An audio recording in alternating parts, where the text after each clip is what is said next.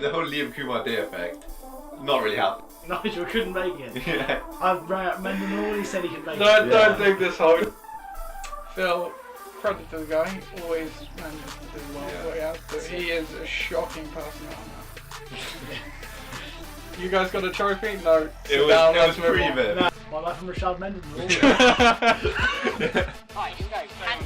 I'm a tag jack. I'm a fucking tag. Hello and welcome to another episode of the LOC Report. As you can see, it is a solo affair this week with Chris literally in another country, but that's okay because we've got a lot of interesting stuff to talk about. We've obviously got the Week 14 matchups to talk about and obviously what they ended up with going with the playoffs, who got in the end, who didn't. And of course this week we've got the first ever Wildcard Bowl, which is already kind of kicked off, but obviously the main slate of games still yet to come. Yeah, it is just me in the show, so if you are watching, please do comment along. It would be good to have some interaction because it's going to be a lot of me talking to myself otherwise. Speaking of which, should we start with the league news? I think we should. Here we go.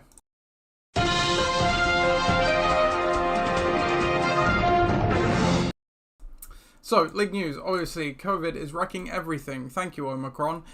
Firstly, hope you're all staying safe and healthy as well. And if you are in the unfortunate situation that you are around or do have it yourself, obviously hope you or your friends, family, whatever, get better soon. In the NFL, COVID-wise, obviously it is absolutely tearing through teams. We're seeing the same thing in the Premier League as well. Obviously we don't have any COVID contingencies in place for this season, unfortunately, that we've played the whole way without any, even though it is bubbling up now. We don't have any plans to change that. We do have the 3 reserve spots, or up to 3 reserve spots you can use for COVID reasons, which we are seeing some coaches do, so obviously use those if you are if you can do so. But it's something unfortunately we're just going to have to roll with. More on that a bit later perhaps. So talking key injury wise, we'll just look at kind of, I mean, again, it's mainly about COVID. Fortunately, not too many impacting the current alive playoff teams. Kareem Hunt, he's on the COVID list currently for Pakistan, but the Cleveland game got moved to Tuesday, I believe. I think it's in front of me here, or Monday, sorry, so maybe a chance he comes back.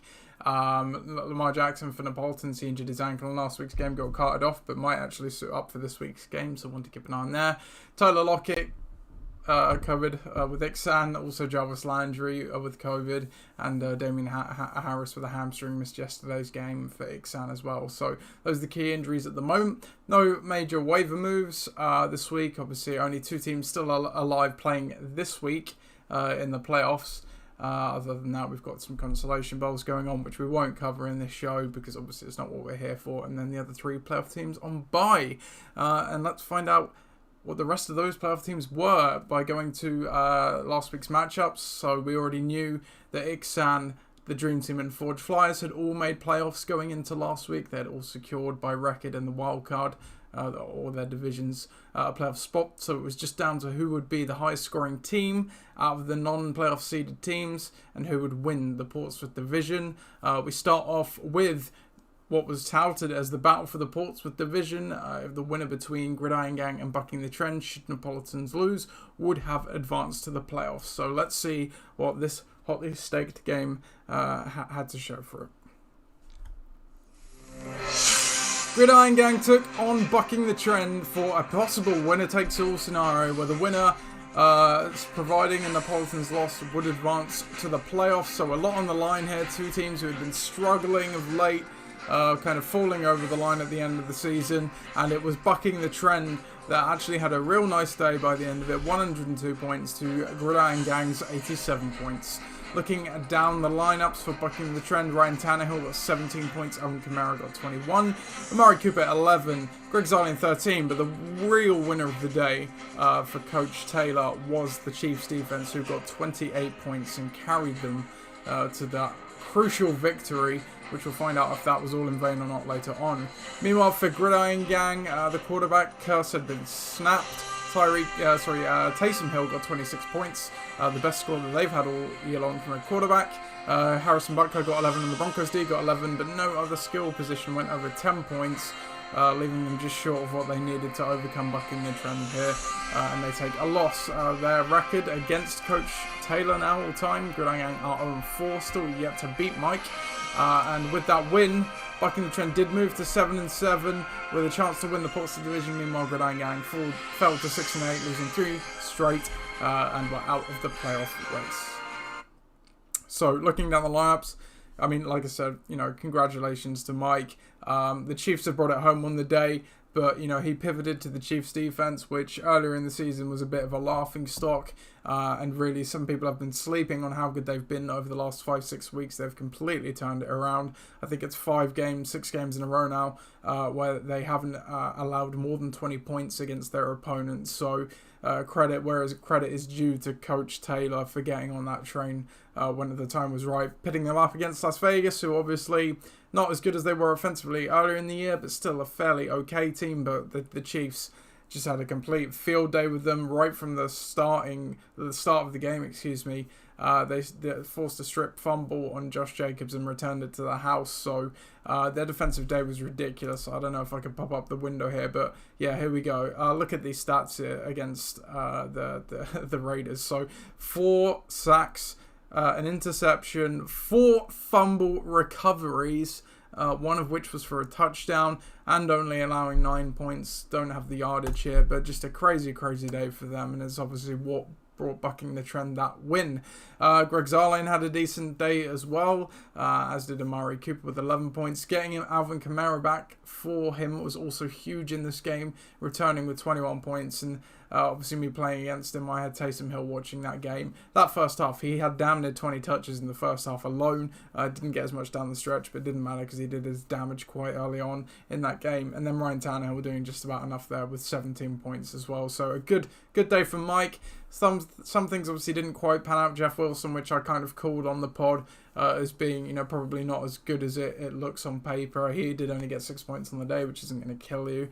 But obviously didn't live up to expectation. DK Metcalf in the shadow of Tyler Lockett at the moment, didn't do great either. And then Julio Jones' return, hoping for the stack with Tannehill, didn't quite pay off there as well. But a solid day all the same. Meanwhile, for my team, yeah, I finally got the quarterback conundrum right when it mattered. Although I say that, I feel like I've been trying to play the good play all season long, and for whatever reason, it just didn't go my way. I was due some positive regression, and it did come here, albeit on a very lucky, the most garbage time touchdown you'll ever see, where it was like a 60-yard run for a touchdown. And that basically kept me alive in this one, because this one did go to quite late in the day. And obviously, Butker, the kicker, 14 points there, and the Broncos did a solid outing too with 11 points. But what you can clearly see is the skill positions, which have really been the highlight of my team all season long, and what have really gotten me along. And had I had that quarterback, would have easily taken me to the playoffs. Just didn't come together here. Elliott obviously played, only got 8 points. We obviously know he's been hurting, and I may have benched him if Pollard wasn't out. But even with Pollard out, he still didn't deliver. You bet on a touchdown there, and the numbers are okay, but it just didn't happen. And Corey Clement ended up with about 12 carries on the day as well, so what the hell is that about? Josh Jacobs, again, another guy I kind of said last week in the preview, it wouldn't surprise me if my 3 running backs here got about 60 touches between them. They still got a fair amount of touches. Josh Jacobs obviously didn't have Kenyon Drake there with him being injured, but he was just in a negative game script all year long. Obviously the fumble early on didn't help either, so that just didn't let him get going. And then Sonny Michel, obviously against a tougher run in Arizona compared to when they played against Jacksonville. Darrell Henderson was back as well, but didn't play his prominent role. So the 3 running backs just really didn't come through for me on the day. And then you can see with the receivers as well, Chase Claypool had an okay day in the Thursday night game, but Hopkins injuring his knee in that game just didn't do a lot either against the Rams, despite not even having Jalen Ramsey. So an unfortunate end for my team. A year I feel like has kind of been missed opportunity. As I said, the skill positions were there, but by the end of it, I was kind of fading away, especially with losing AJ Brown, and Eli Mitchell I obviously missed in this game as well. So Mike gets the win that he needed, and we'll come to the game later on and see if Neapolitans, because with this result, Neapolitans were still winning in. If they won the game, they would have still secured the Portsmouth division due to the points, the better points over bucking the trend. We'll go to the next game. Before we move on, we both picked my team to win this one, myself and Chris. I even locked myself up, so yeah, we've both taken L on that front. Our next game then, Pakistan against Bare Necessities. Pakistan took on Bare Necessities in week 14. Pakistan, if Neapolitans won, the highest points forward playoff spot was essentially theirs, barring some very bizarre shift. Meanwhile, for Bare Necessities, pretty much out of it at this point, couldn't get to the wild card, and also a bit too far behind in points again, barring some phenomenal display. They did get the win in this one, 92-85. Not the best point total for Pakistan either, but kept their nose in front depending what happened with the Neapolitans game. But yeah, Bare Necessities does get the win, moving to 7-7. Pakistan falls to 5-9. Looking down the lineups for Bare Necessities, Russell Wilson came back in, 25 points, good return for him. Mike Evans got 15 regular season. Lenny, he got 19 points. And the Saints D got 11 there as well, en route to that night too. For Pakistan, Tom Brady did most of the heavy lifting there with the 34 points. Chris Godwin chipping in the same game with 11. Justin Jefferson popped up with 14. No other player over 10 points there. So not the best of days of Pat, but despite, still not performing quite well on the day, still churning those points out. The history of this matchup all time. Let's see here. Bare Necessities, there they are now 5-5 all time against Pakistan. And in terms of picks, we both picked Pat for this one, and Chris locked up Pat, so Chris takes his first L in the lock, battle off, whatever you want to call it, the lock off as well. Let's start with Bare Necessities. So obviously got the win. The win was kind of meaningless at this point because only the highest points forward was in their grasp, but obviously they needed a seismic amount of points to make a difference here, which they didn't get. A nice day though. Russell Wilson in a plum matchup. He's not been the best this year, but wise to roll him out for this one. Had a decent day with the 25 points. Mike Evans has obviously always been good all season long with the 15. And Leonard Fournette's obviously emerged as that RB1, so a good result for those guys. Travis Kelce, who, where the Chiefs have had their offensive struggles this year, very hot and cold, and ultimately they didn't really need much offense to beat the Raiders in that game. He only got 3 points in the day. Stephon Diggs, it was kind of a problem all season long, if we're honest, for Bare Necessities, did not live up to that second round pick. As the Bills' offense has been very hot and cold. He only got 7 there. A big mistake leaving Alexander Mattison in the starting lineup as he was in the Thursday night game, and Dalvin Cook returned. Obviously didn't cost them here just about, and looking to the bench, they could have gone with Melvin Gordon, who did return to the game. He did play in the end. Again, wouldn't have made a difference for anything playoff-wise because the points wouldn't have been enough. And then obviously a decent day from the special teams there. So, okay, yeah, for my dad. Again, it maybe could have kicked on a bit. Didn't play the waiver wire or anything as much as that as he usually does. I know he didn't have as much focus on it, and I to be fair, I think it showed because he stoically stuck with the key guys in his team. But as we saw with Diggs and Kelce, they weren't necessarily firing on all cylinders all season long. And from a historic My Dad team where he would have played the waiver or something and got a better guy on board, that maybe would have given him the extra win or two here and there that he might have needed to get him over the line, but it didn't happen. So a decent year in the end, obviously 7-7. It's not a winning record, it's not a losing record, it's an okay record. And again, obviously playing without poor Russell Wilson for a lot of the season as well didn't help. Looking at Pakistan though, obviously in the driving seat for that highest point spot, regardless up against Neapolitans, needed them to win the division to have that secured, but still in a good shout even if Neapolitans did not win and did not lock up the division. Again, Tom Brady has been the lifeblood of this team all season long and really propped them up and got them those point totals. He is the highest scoring quarterback in the fantasy league this year with the 34 points. He did that today, and you knew he was going to shred Buffalo. You just knew that was going to happen. Tom Brady loves playing against Buffalo. But this is going to be a worry for Pat, certainly if the team did go on to the playoffs, because Chris Godwin had a decent day at 11. Justin Jefferson, who is really a guy that they rely on, got 14. But it's kind of been the case for Pakistan. They've just struggled to get any juice from anywhere else. DJ Moore obviously hasn't been really good since the first month of the season where Sam Darnold was on fire. He's really cooled of late. Kareem Hunt, you thought him coming back would be a godsend. He did go down injured in the game. injured his ankle, I believe.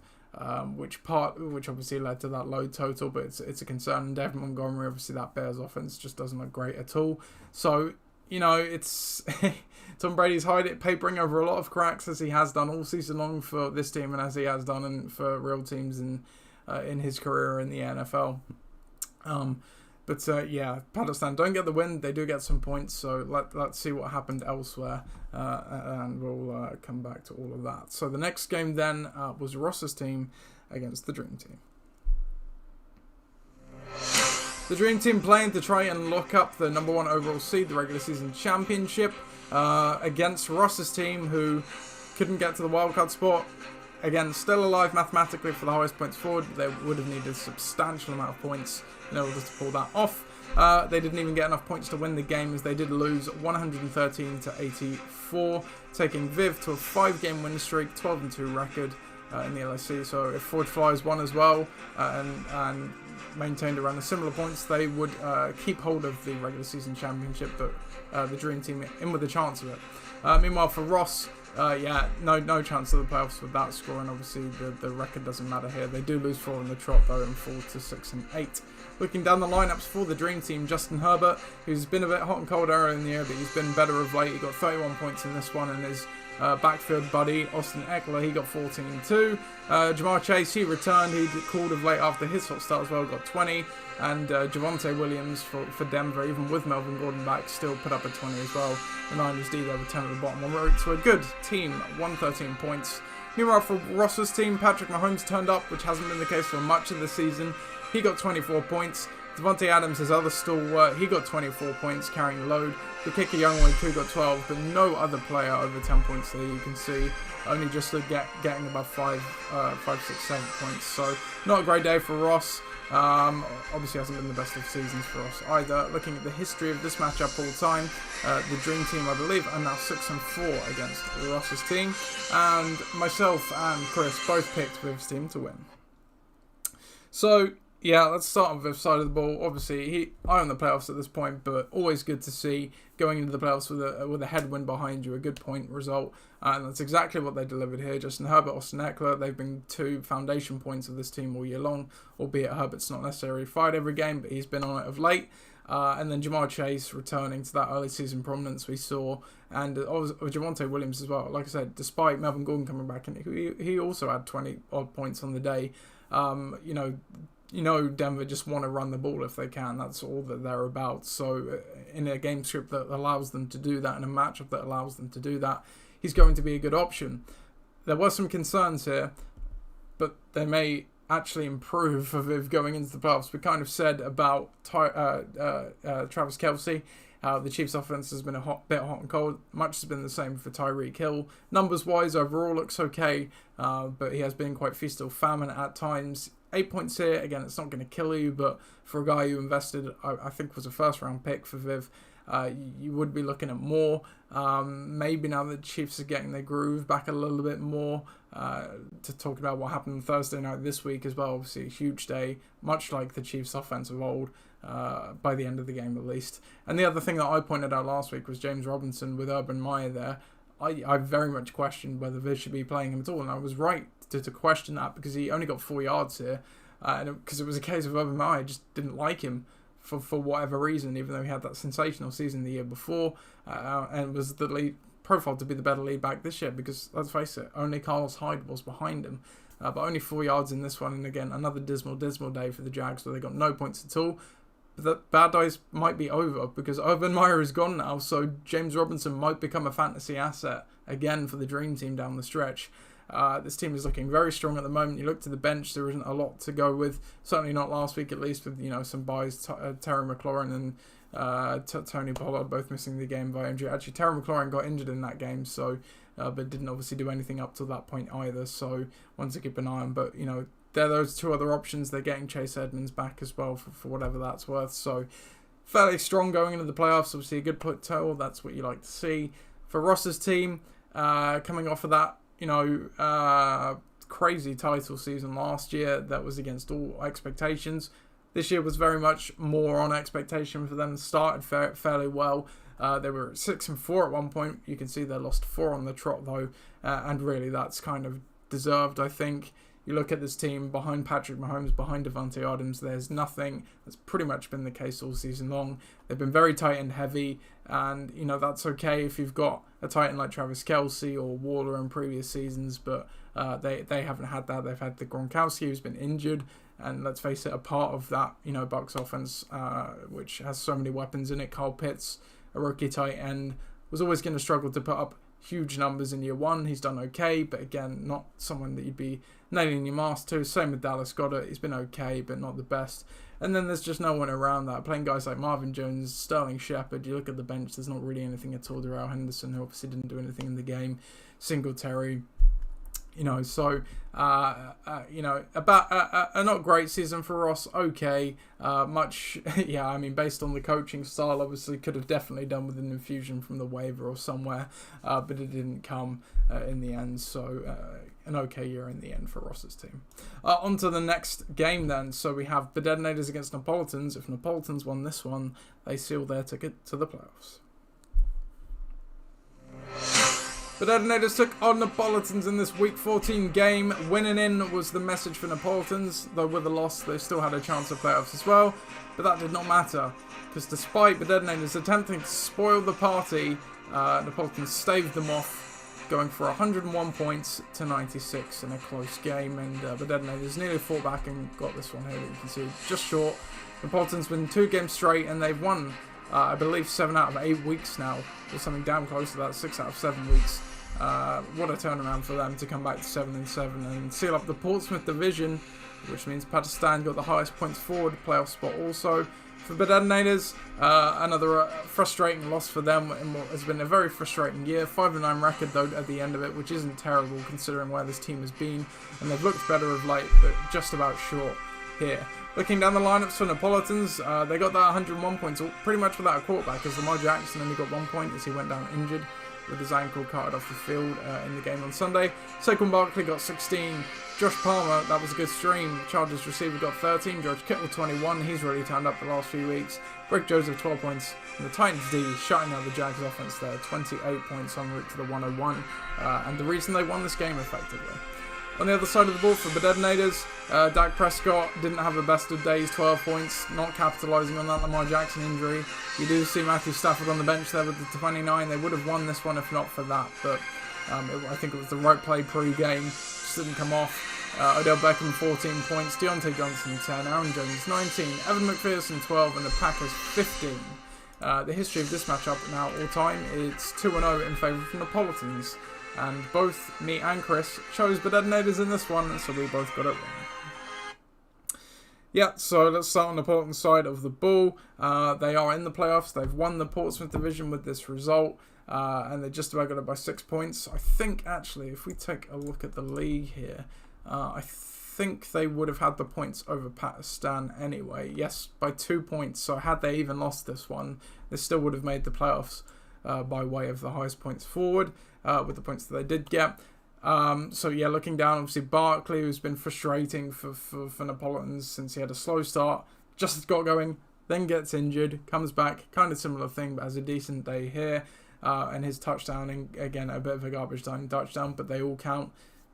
You can point to that, brought home the points he needed. Josh Palmer was a good stream, 12.6 points, got the points he needed. George Kittle has obviously been really good the last few weeks. He's really started to come along again. He's been a guy that's kind of been in and out with injury.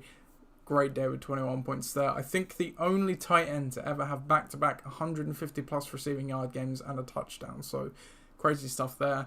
And the Titans D. Now, I have a peek behind the curtain of the Titans D, because last week when we were previewing the games, me and Chris were talking about the moments that matter to make playoffs. This is when we see decisions happen, teams, coaches step up, make the great plays to get them into the playoffs, and then that's what we see of the magical title run usually when we look back in the draft video of the winning season.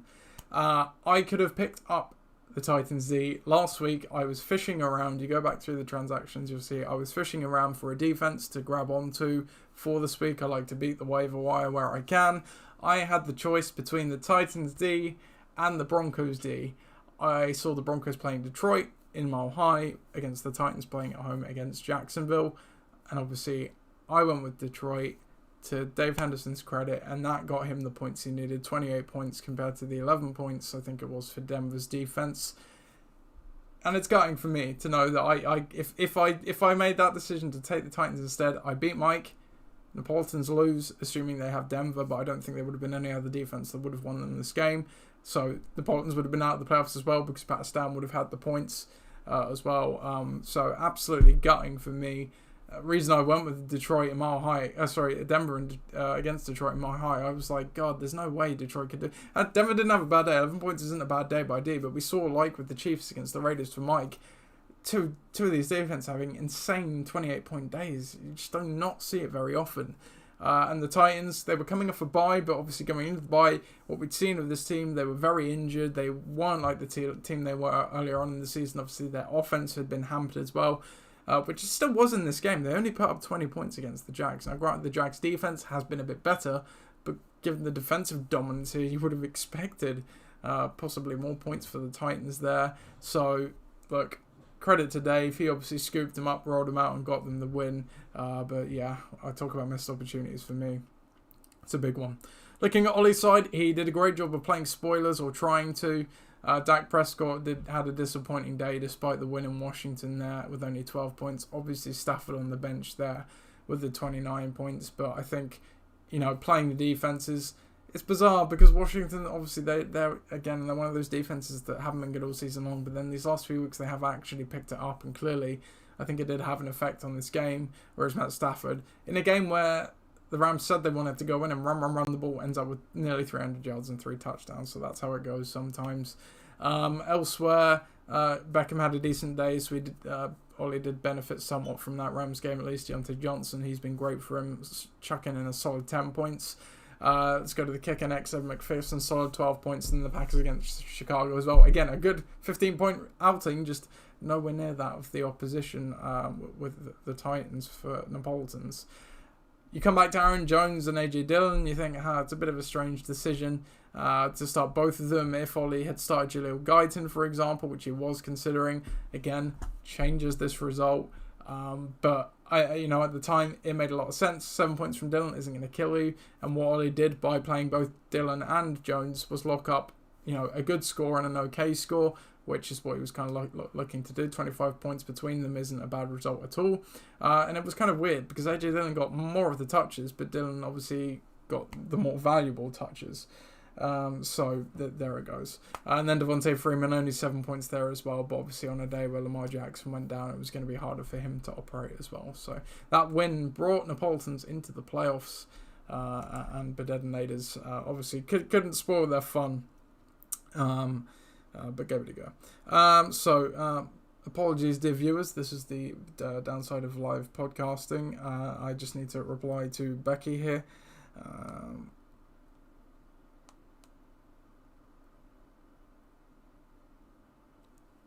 Okay, so the next game then we'll go on to is Forge Flyers against You Are Gold. The league's top team entering Week 14 against the league's bottom team, You Are Gold. Forge Flyers took on You Are Gold, 12-2 versus 12-1. Let's try again. 11-2 versus 3-10. Entering this one became a Forge Flyers win, but it was a humdinger. You Are Gold definitely gave Chris a run for his money and finished with an admirable performance here. 119-111.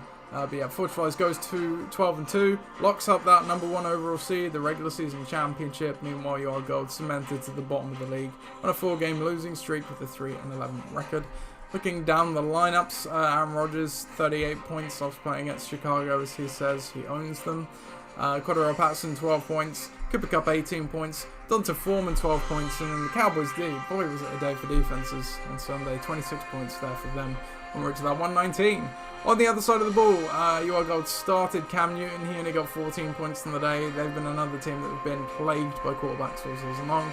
Hunter Renfrow had a decent day with 16 though, as did Clyde Edwards-Helaire, 16. Dalvin Cook erupting for 34 points on that Thursday night game, onward to that 111, but just short for them. So the history of this matchup all time now, Forge Flyers are 4-3 all time against You Are Gold, and myself and Chris both went with his team in this one. So yeah, another great season for Chris. in the playoffs already, of course, but locks up the regular season championship with this one. So congratulations to him. Let's take a look down his lineup. Obviously, Aaron Rodgers maybe went a bit higher than the ADP and everything suggested in the draft, but he has been worth it when he's been on the field. He's had another fine year for them. So a good pick by Chris, and obviously a large part of the reason why Chris has had so much success this season. Also, picking up Cordarrelle Patterson, a guy like that, you know, he's been good. They've been limiting his touches a bit more, and this was a tougher matchup lately, but still a solid day there. Joe Mixon didn't do too much damage on the day, 7 points. He's been better than that this season, but hey, obviously it didn't matter, especially when you've got Cooper Kupp, another great pick in the 5th round for Chris there, getting 18 points. Marquise Brown has been disappointing lately. You know, over the course of the season, he's had a good season, but lately with the Ravens struggling and obviously Lamar going down, this one didn't help, so 4 points. So will be a worry for Chris there, especially as, you know, he's been streaming Donta Foreman as well with Derrick Henry being out. He was playing the Jags, got 12 points, but you can't count that every week. But obviously the Cowboys defense, which Chris has been rolling out for quite a few weeks, and with good reason, because they've had some very good results. They love to get turnovers, 3 fumble recoveries, 5 sacks, and a touchdown, as well as a pick to go with it. So a solid day for them. And yeah, another regular season championship for Chris, so congratulations to him. On the other side of the ball for your gold, yeah, it's been a rough season. Much like my team, they've struggled to really get a quarterback to get points going all year long. The struggles continued here. Better than last week when he played Mac Jones. Obviously, he only three passes, but 14 points just not going to cut it. And you kind of can point to an area where it's cost them. But really, this team has kind of been struggling a lot points wise lately. The skill positions have been okay on this team.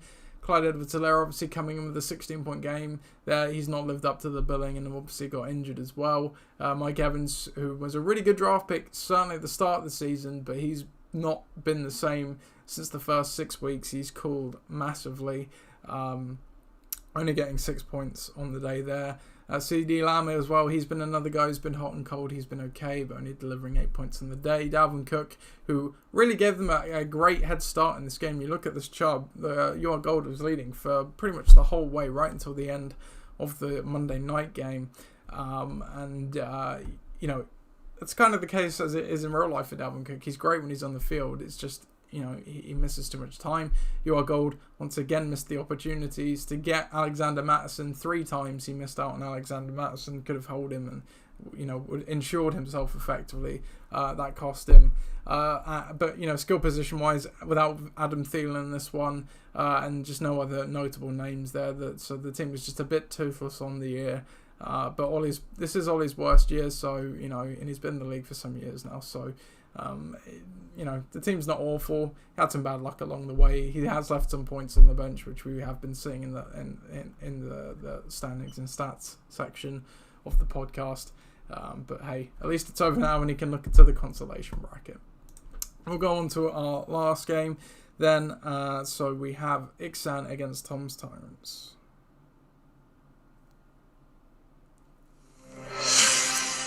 Once again, a game that doesn't mean anything for playoffs, barring some absolutely absurd point totals from Tom's Tyrants. Ixan already in the playoffs with the wildcard spot, as they were 1 win ahead of what anyone else could reach.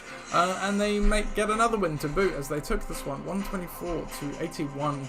Ixan 4 games in the trot, they've won now a 9-5 record. Meanwhile, Tom's Tyrants the reverse at 5-9. Looking down the lineups, Josh Allen had a decent day in a crazy comeback attempt for the Bills there down in Tampa. 39 points. James Conner, he's been a great player for Ixan all season long, 25 points. Tyler Lockett as well. That trade paid dividends for sure, 22 points here. T. Higgins, 11. He's been better of late. And Justin Tucker delivering 15 points there too. On the other side of the ball for Tom's Tyrants, you know, the week before, Kyler Murray, 15 passes he threw and he got 35 points. He threw 49 in this one, I believe, and only came away with 17. So not the best of days for him. Najee Harris, 22 points, had a decent day, and Deebo Samuel, 12 points, and Matt Prater, 16, but you can see not enough elsewhere on the team, only getting them 81 and costing them a win here.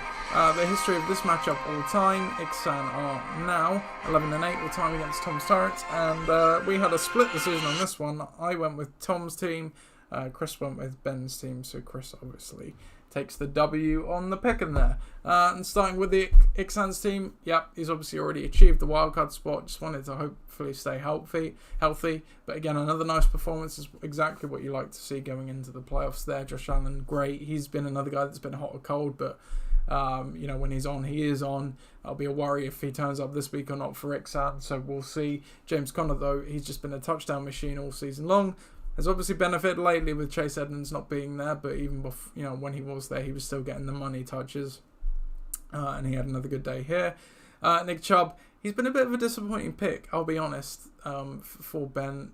When Kareem Hunt was there, he was kind of shining brighter before he got his injury.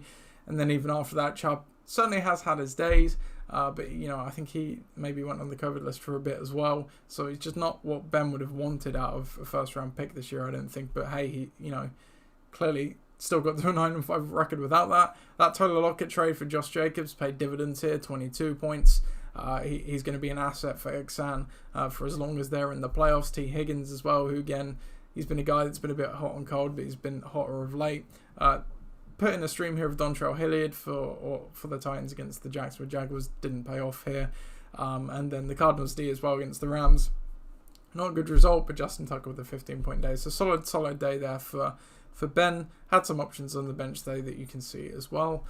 On the other side of the ball for Tom's Tyrants, again, it's going to be a season that's going to be quite frustrating for him. I think if Kyler Murray stayed healthy for the whole season, didn't get an ankle injury, Tom certainly would have had a good shout of being in the playoffs because the rest of the roster is pretty decent. Antonio Gibson, G. Harris, Deebo Samuel, Keenan Allen, those four guys, solid guys. In this one, Gibson didn't have the best of days, only 2 points there, but he has had some really special days throughout the season. And G. Harris as well, he's been pretty good all year long. He got 22 points in this one, a good day. Deebo Samuel as well, one of the draft picks of the season, a great pick for Tom. I think in round 8 it was, maybe round 7, 12 points there. But, combined with losing Murray earlier on, even though we got Murray back in this one, the other two skill positions aren't here. Part of that was Keenan Allen was out with COVID, and they just didn't really have a fourth option to rely on. Excuse me.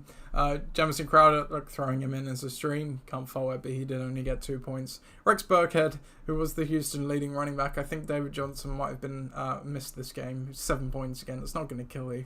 It's not going to do massive favours. Matt Prater had a nice day, but the Panthers D against Atlanta. I guess that Tom's a win-win. That's a win-win in this case because Tom, being an Atlanta fan, we'll be happy to see them win. And the Panthers D obviously only got 3 points. So, given it's a lost season for Tom, I think he'd take a Falcons win at this point. But Ixan takes the win in this case against him. So that is all of the recaps then. So if we go to the final standings of the season, let's take a look down here. So the Dream Team obviously already secured playoffs earlier than this, but they won their division but not the league with a 12-2 record.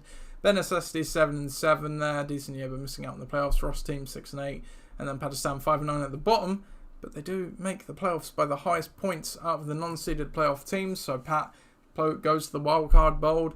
In the Portsmouth division, Neapolitans, after taking the lead in the division in week 13 for the first time all season long, holds on to it going into week 14 and beyond because they're in the playoffs now with their win with points over Bucking the Trend, who did win and finished with a 7-7 record as well. Gridiron Gang at 6-8 there, followed by Bedenators at 5-9. Then the Winchester division, holder of 2 playoff teams, one being the regular season winning Forge Flyers with their 12-2 record, and then Ixan and a 9-5 there in the wildcard spot. Tom's Tyrants at 5-9, and then You Are Gold at 3-11, rounding out this division. Looking at the breakdown, Forge Flyers finishing at the top of this metric by 2 wins after the season's conclusion, 113-41 throughout the whole year, followed closely by the Dream Team, 111-43. Then you have quite a drop off. Ben's next at 92-62, so definitely deserving of that wild card. And then you have Pat and Neapolitans, 89-65 and 82-72. So the 5 playoff teams, you could in terms of everyone playing everyone, that kind of phases out the variance of playing a team on a day they do well. The 5 teams that did, make the playoffs, you can argue deserve to. And then you've kind of got the middle ground there before you get to the bottom, and you've got Bedenators and Your Gold at 55 and 99 and 55 and 104 respectively, but they're not too adrift really off the middle of the pack. Looking at the coach ranking, Pakistan, king of this category. Important that they've suppressed the points all season long because it's been vital to them getting that highest points forward wildcard spot. Didn't quite stay over 100 under 100 points for the year, unfortunately. Did leave 12 points there in the last game of the season, so he does go over slightly. Chris second in this metric. Obviously won the regular season for a reason. It's because he's keeping the points on the field and not on the bench. Ross's team third in this, but more about the depth so than the coaching decisions there. And then down there from 4 all the way down to... actually, no, Mike. No, we'll give Mike his credit. Mike's the next best here. He's only 133, so he's only a bit behind that. And again, he's had some decisions to make. Then it does drop off quite a bit. 5th to the bottom, really. It varies between 181 and 225. So obviously there's some teams here who could have got some more points on the board and it could have made a difference potentially. When look at the true ranking, it doesn't mean too much, but I think it will probably show mostly, yeah, again, the top 5 teams that made the playoffs. So here in the true ranking, so all is harmonious in terms of standings and stats. Going back to the pick'em, so I'm 9 and 9 now in the pick'em, so I have a 50% chance of picking your game right. Chris is marginally better at 10 and 8. In terms of locks, I'm now 1 and 2 with my locks, and Chris is 2 and 1. Looking at other milestones, standing and stats, so no nice round numbers here this week. We can see though that my dad and Chris both at the top of this metric with 101 wins.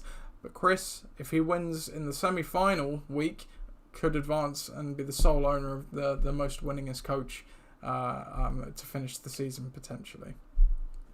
Looking elsewhere, we've got some updates on the accolades table. I'll read off a few that I've already jotted down for you here. So Dave Henderson, obviously it's his first year in the league, first playoff appearance and division championship. So given how it started as well, it's a great turnaround for Dave. Gets a couple of accolades on the boards to boot. Coach Nathwani and Coach Sherwood both tied the record for playoff appearances held by Coach Wells. They now have 6 playoff appearances apiece. Quite impressive, wouldn't you say? Viv has had 6 since 2012 as well, which I think he joined in 2011. So 6 since 2012, which is, 9 seasons, I think. So that's mighty impressive on Viv's part. What else have we got? 4 playoff appearances for Chris over the last 5 years. So since 2017, he's made it 4 years. The only year he missed 2018. So that's the most in the last 5 years. So Chris has had a really good 5 years, and you're about to hear a lot more on that front because Chris recorded his 4th regular season championship, and he's the only coach ever to go back to back with this. And I believe, he's also that's a record. Sorry, so nobody else has over 2. I don't think. If we take a look at the inactives here, no one else has over 2 regular season championships. So Chris holding 4 back to back. 3 out of the last 5 years. In terms of division championships, again, 3 out of the last 5 years for Chris. And Chris also holds with Viv a tie record of 4 the division championships all time. So good on that front as well. And then last one on Chris. Chris also gets his 3rd highest scoring team of the season. 2nd 2 out of 3 years. Which ties the record you can see there held by my dad's team and Coach Barnes' team. If you ever want to look at this, it's pinned to the top of the Facebook group, the link, so you can go check out all these accolades and stuff. Obviously, you can see down here we have the awards as well. We'll come back to you with the nominees for these next week in next week's episode, and then in the last week of the season we'll reveal who won these. So that's it for all the accolades and things. Power rankings. Tom did post the power rankings of the last few days, so go and check those out. Debate corner we'll go to now. So to do that, we need to find John. John, can you please let me into the singular booth for debate corner this week? Order.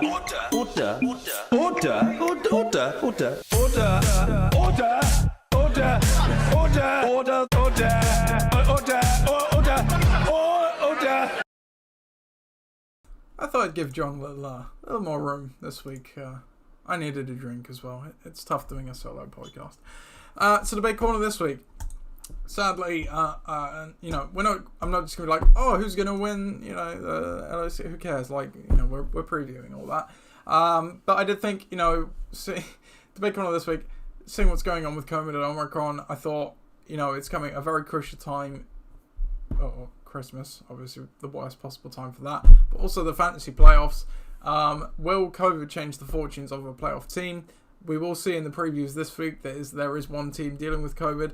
I think at the moment it's not really anyone hugely detrimental to a fantasy team, but we have 3 weeks of the playoffs. We may only be at the start of this wave of COVID. Games have obviously been pushed. You do wonder if it gets much worse, would games completely be, postponed and God knows what else. Now, the NFL has changed their COVID protocols in the last few days.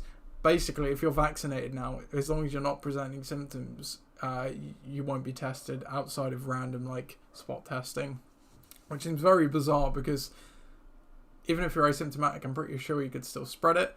And a vaccinated player who's asymptomatic might spread it to someone else who's vaccinated who gets the symptoms of it. So, whereas if the asymptomatic guy was shielding in the first place, it might not spread. It's crazy. I don't really know. Basically, it's just so they don't have to rearrange games and lose money is the gist of it. I'm not going to lie. That's just kind of how it comes across.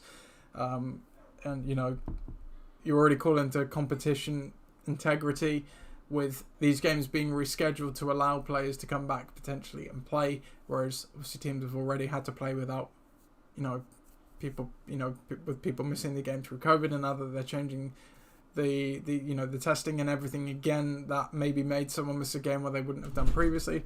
I'm not going to get too much into that. What I'm talking about is going to change the fortunes for a playoff team. Unfortunately, I think it probably could. It could maybe strike this week. Like I said, it's not necessarily key players at the moment, but it definitely is having an impact on one of the playoff teams' roster. So yes, I think is the unfortunate answer. That COVID could definitely change the fortunes of a playoff team this season.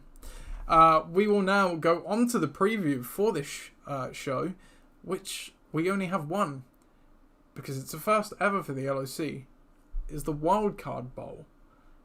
Obviously, we've now expanded the playoffs to 5 teams, making, instead of extending the regular season, we decided to add another week into the playoffs, which is just for the Wildcard Bowl.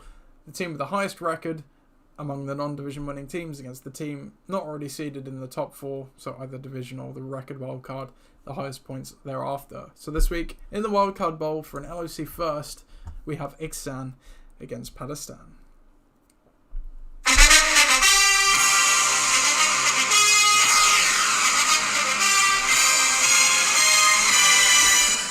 Ixan take on Pakistan in the first ever LOC Wildcard Bowl.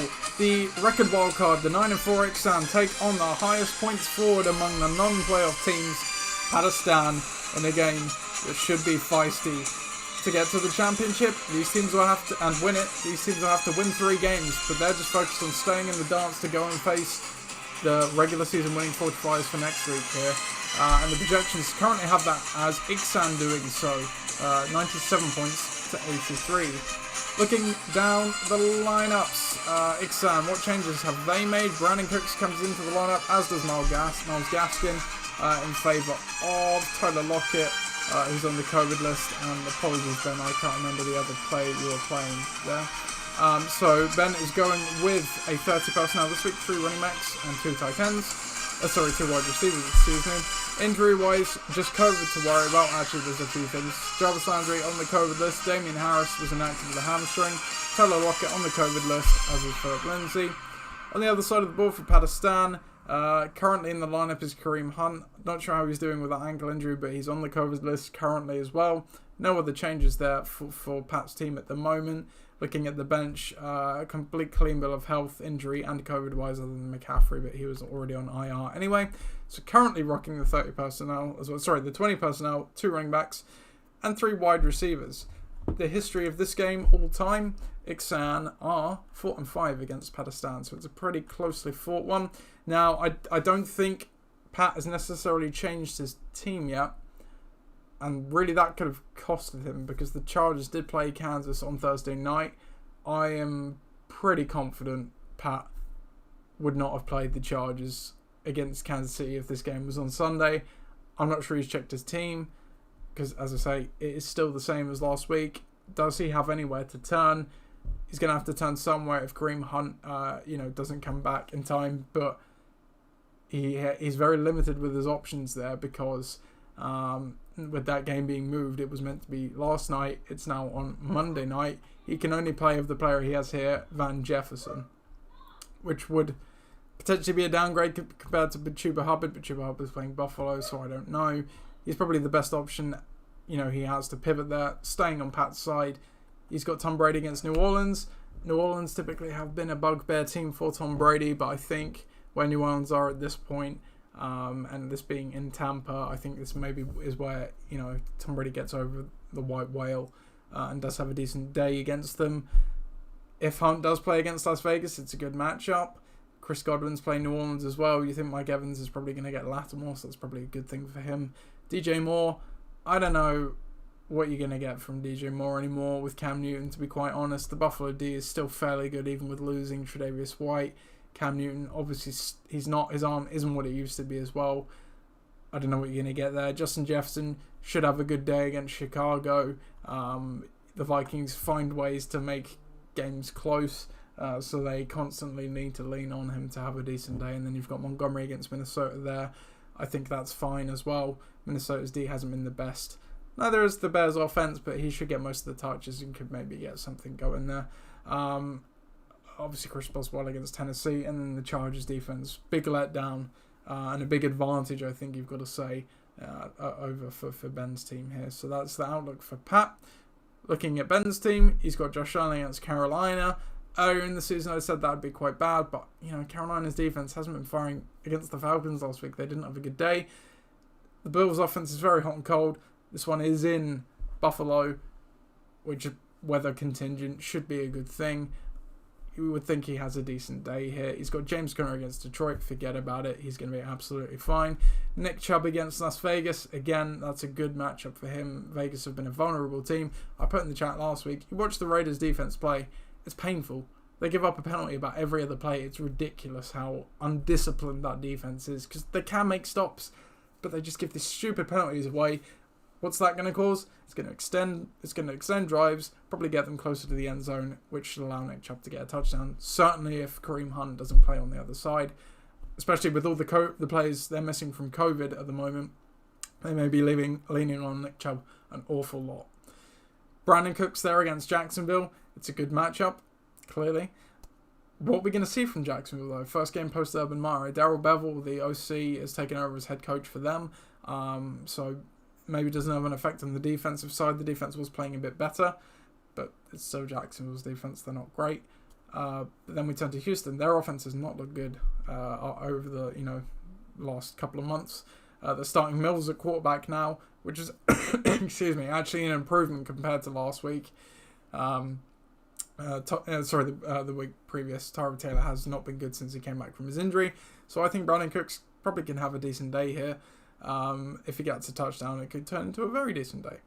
T. Higgins, he's been hotter of late. He had a slow start of the year, largely because he was in the shadow of Jamar Chase. But he does get a tough matchup in Mile High here. But again, it's a game you think, since he might need to lean on the pass, they might have to make something, so it's okay. And then he's got Myles Gaskin in against the Jets. Myles Gaskin has obviously come on a bit later. He was very inconsistent to start the year for Miami, but he's kind of come through and he's starting to do better now for them. And obviously against the Jets, that's a nice matchup there. Tucker against Green Bay, providing Baltimore can stay within, field goal scores of Green Bay, he should still have a decent day. And then the Cardinals D against Detroit might not be the best day, as clearly we saw from my team last week, where Denver only got 11 points out of them, but almost certainly going to do better than what Pat's done on the other side with 5 points there, and that's all you really ask for. You just need to beat what's across from you, what's across from your player there. On the other side, looking to the bench, he doesn't have a lot of areas to turn to. He's got Duke Johnson for Miami as well, Mike Davis in San Francisco, but he's been playing in the shadow of Cordero Patterson all season long. Mark Andrews might be the one who finds a way to bring in, but again, with Lamar Jackson's status up in the air, Might not want to do that, but Tyler Huntley did a pretty good job and has historically done a pretty good job of stepping in for him, and Mark Andrews had a decent day last week despite that, so potentially could work his way into the lineup. We'll see. Obviously Damian Harris has already missed this week with a hamstring injury, and Ben obviously can't take the risk with Tyler Lockett possibly coming off or not coming off of the COVID list because that is a Wednesday game. But as it is, I think I actually like Ixan's chances here. All season long, Ixan have been a solid team. They've gone under the radar, which has been voiced a few times now on the pod. But they are a good, solid team. They got to a 9-5 record in the end. You don't do that by being a bad team. Pat's team, as we know, it's very Brady-led. He's going to need another good Brady performance to give him a chance in this one, I think. But we have seen Pat's team been a bit inconsistent, chipping a few lower scores, but that have been mainly propped up by Tom Brady. And I think it's just more of the same here. Certainly if we assume he's not going to have Kareem Hunt, he's going to be looking on Brady, Godwin and Jefferson to really carry the mail, and then hoping DJ Moore and David Montgomery can have decent enough days, and whoever else he brings in the flex to prop him up. Whereas you look at Ben's team, it's solid. Solid is the word for it. Josh Allen needs to turn up. If Josh Allen doesn't turn up, that does make this game interesting for me. I think it would be ripe for the taking for Pakistan there. But with James Conner, Nick Chubb, who profiles to be heavily leaned on with all the COVID issues they've got, and then some guys like Brandon Cooks, T. Higgins and Gaskin, which between them, I think 2 out of 3 should have a decent day. The avenue just seems clearer for Ben. He's obviously got the Cardinals against Detroit as well, which is juicy. Albeit, Detroit have shown a bit of signs of life on offense. They're not a complete train wreck. But yep, for me it's Ixan. I'm not going to have a lock this week because what's the point of a lock when there's only one game on? But I will officially record for the pick'em. NS chooses Ixan. So that is it for this week's pod. Like I said, we'll be back next week with the award nominations. We'll also obviously be back to recap this game and then preview the semi-finals of the playoffs, where we see the other 3 teams who are currently on bye return. So with that, I hope you enjoy the rest of your Sunday. We're getting close to Christmas, so if you're not working anymore, I hope you have a nice time off.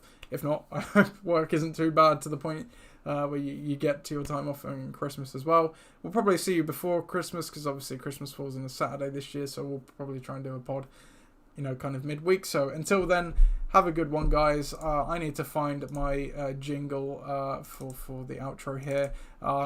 Good luck in your fantasy matchups, and I don't really care if it's against me or not because I'm out of it. Later, y'all.